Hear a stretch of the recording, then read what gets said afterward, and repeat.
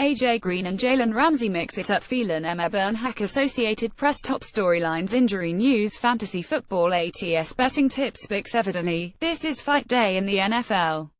In Jacksonville, Jalen Ramsey and AJ Green found themselves headed for early showers after the two tangled and then exchanged blows during the Cincinnati Bengals-Jacksonville Jaguars game. Ramsey, the Jags cornerback, appeared to shove Green, the Bengals wide receiver, after an incomplete pass, and Green grabbed him around the neck and pulled him to the ground, pummeling him as he did so. Both were given the heave-ho by officials and can expect fines, if not suspensions. Not long after, Mike Evans of the Tampa Bay Buccaneers managed to avoid ejection, somehow, for joining in a dust-up between Jameis Winston, on the sideline with a shoulder injury, and New Orleans Saints cornerback Marshawn Lattimore. Evans took a shot at Lattimore from behind, with Saints coach Sean Payton screaming from the middle of the field. Top storylines, the names made the biggest non-injury headlines of the week in the NFL, and this week one is expected to continue to play a big role for his team while the other is likely to be a backup for a while. Thanks to a courtroom Hail Mary, the Dallas Cowboys will have the services of running back Ezekiel Elliot when they play the Kansas City Chiefs in that stadium in an important game for the 43 team as it chases the Philadelphia Eagles in the NFC East. For the third time, a federal court intervened Friday to keep Elliott, who is fighting a 6-game suspension, eligible, granting a request by the NFL Players Association to keep the suspension on hold while the union appeals a ruling Monday. It's a risky gambit by the Cowboys, who could lose Elliott at a critical stretch of the season if all legal means are exhausted, but his recent productivity shows just how valuable he is. Over the last 3 games, he has rushed for 413 yards, with 150 coming last week in a victory over the Redskins. For the Cowboys, having Elliott against the Chiefs, who struggle to stop the run, is a big plus. For the Chiefs, well, they have Alex Smith, who hasn't thrown an interception yet this season. In San Francisco, the 49ers will try for the 9th time this season to win a game, and, while Jimmy Garoppolo drew all the attention when the team sent a second-round draft pick for him to New England for him ahead of Tuesday's trade deadline, Garoppolo, Tom Brady's understudy, will be active for the game against the Arizona Cardinals, but so will starter C.J. Beathard. Garoppolo hasn't had much time to learn Kyle Shanahan's offense, but there's a chance his education will come under fire because Beathard may have taken 34% of the team's snaps, but has absorbed 41% of the sacks the team has given up and has been hit hard another half-dozen times.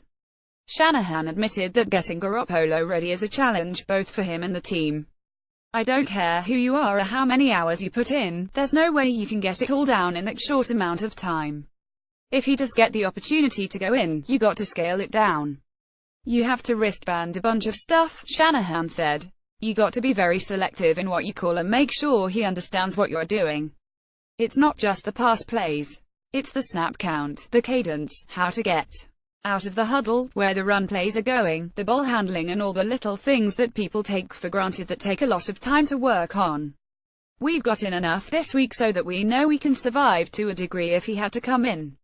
The Washington Redskins will journey to a place where 2 playoff dreams have died, Seattle. And the Seahawks are coming off a victory over the Texans and Deshaun Watson in what has been the best NFL game of the year. The Redskins are expected to have D'Angelo Hall, who hasn't played since Week 3 of the 2016 season, back, but tight end Jordan Reed and wide receiver Jamison Crowder are out. The Seahawks will be without Earl Thomas. The Seahawks are 52 in the NFC West, the Redskins are 34 in the NFC East.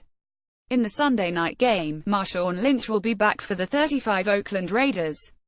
They'll face a Dolphins team that is now -JJ, which will be a blessing for a run defense that is coming off its worst showing of the season, allowing 151 rushing yards and a 48-yard rushing touchdown to Buffalo's LeSean McCoy.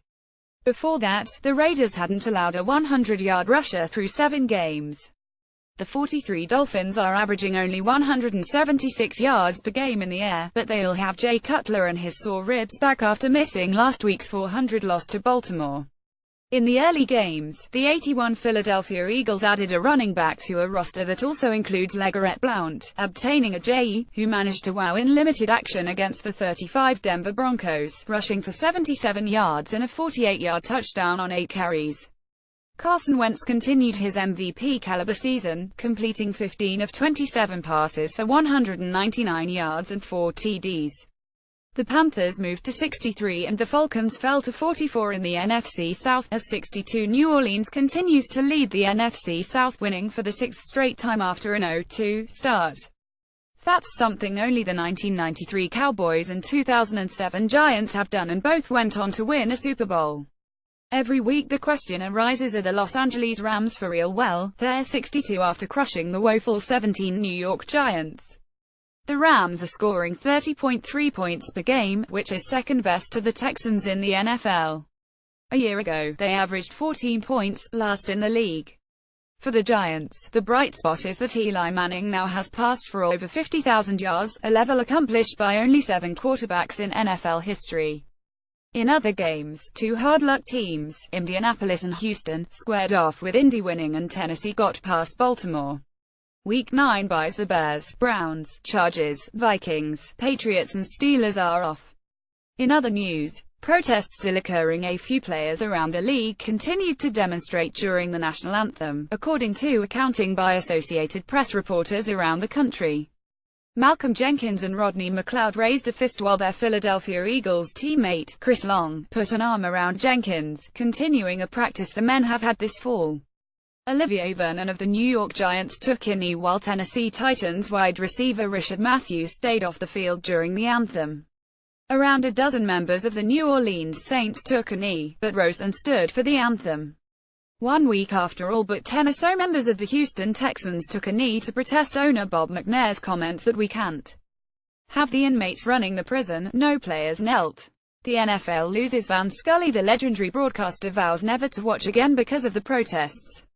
Read more. Fournette out. Jaguars running back will not play against the Bengals because, coach Doug Marrone said in a statement via ESPN, he violated a team rule.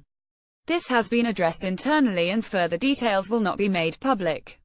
Fournette, Fox's Jay Glazer reports, missed a team photo as well as a workout. Chris Ivory will play in his place. Pizza wars of all things in an odd NFL season consumed by injuries to star players and cultural skirmishes over national anthem demonstrations. Papa John, whose pizza company is an NFL sponsor, fired a shot at the league over protests begun in the summer of 2016 by Colin Kaepernick. This should have been nipped in the bud a year and a half ago, John Schnatter said in blaming the company's sagging sales on the controversy. Like many sponsors, we are in contact with the NFL, and once the issue is resolved between the players and the owners, we are optimistic that the NFL's best years are ahead. But good or bad, leadership starts at the top, and this is an example of poor leadership. Read more. Kaepernick vs. NFL owners and Goodell attorneys representing the free agent quarterback in his collusion grievance against the NFL are seeking to depose several team owners, including the Cowboys' Jerry Jones, the Patriots' Robert Kraft, the Giants' John Mara and the Texans' McNair. Commissioner Roger Goodell also can expect to be deposed and asked to turn over cell phone records. Read more. Sad and divisive. The Saints respond to a veteran's refusal of an award because of national anthem protests. Read more. A peek into the life of an itinerant lineman. It's been a little wacky, Tony Bergstrom says. Read more. Thomas Boswell. The NFL season looks even more dreary next to an unforgettable baseball season.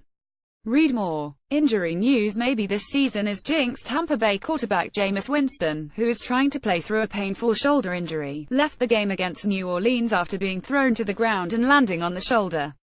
He was questionable to return, replaced by Ryan Fitzpatrick. Last week, no sooner had the Astros won the World Series than the Texans' great rookie quarterback, Deshaun Watson, tore his anterior cruciate ligament and will miss the rest of the season, a devastating blow for him and a league that could use the excitement he brings.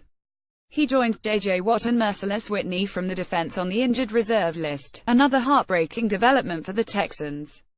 I promise that I will continue to work diligently so that this team can one day bring a championship to Houston, and when I return, I will be better, stronger and more focused than ever before, he tweeted. Now the grind begins. 815 memo. Godspeed. A small thing to a giant. A Rodgers return depends on several factors. Packers quarterback Aaron Rodgers addressed his status for the first time Friday, telling reporters that whether he will be able to come off the injured reserve list HES eligible to return Week 15 will depend on how well his surgically repaired broken collarbone heals. I would just temper expectations because, as much as I would love to get back out there this year, if it's not healed, then there's no conversation, Rodgers said. If it is healed, then there's a conversation and we'll go from there. Part of the conversation would revolve around whether the Packers are in the running for a playoff spot. According to multiple reports, 2 plates were used to secure the displaced fracture, and Rodgers' comment last week that the procedure required 13 screws is accurate. The Luck update: the Indianapolis Colts shut down Andrew Luck for the rest of the season last week. Luck, who had shoulder surgery in January, had barely begun throwing again when he experienced pain in the shoulder. After consulting with doctors, he is continuing with rehab. I wish I was better and 100% this season, but that's not the case, Luck said. I know he'll be better from this. I know he'll be a better quarterback, teammate, person and player from this, and I'm excited for the future. On Sunday, multiple reports indicated that he has been told to rest his shoulder for a few months. Key players listed as inactive: Leonard Fournette violation of team rules, Nick Boyle toe, Matt Jones ankle, Fozzie Whitaker ankle. Key players listed as active: Delaney Walker ankle, Marquise Leaney, Emmanuel Sanders ankle, Joe Flacco concussion, Jeremy McAllen shoulder, Mike Wallace back, Carlos Dansby finger, hamstring, Andre Ellington quadriceps, Reuben Foster ribs, Cole Beasley concussion, Brasher Breeland knee, groin, Brandon Sheriff knee, Cam Chancellor ankle. Key players listed as questionable: Devante Parker ankle, Jay Cutler ribs. Fantasy football advice: best worst matchups. How crazy is it that Deshaun Watson, Carson Wentz, and Alex Smith are top 5 fantasy quarterbacks at this point in the season? Read more. 5 moves you must make. Remember Alex Collins. Read more. Week 9 cheat sheet: the choicest tips for Week 9. Read more. Week 9 starts at bench the Bengals AJ Green. Really? Read more. The Fantasy Football Beat: the Post's fantasy football experts pinpoint the one big winner from the oh-so-busy trade deadline day. Listen. ATS betting tips: picks, the top trends and insights from Las Vegas. Read more.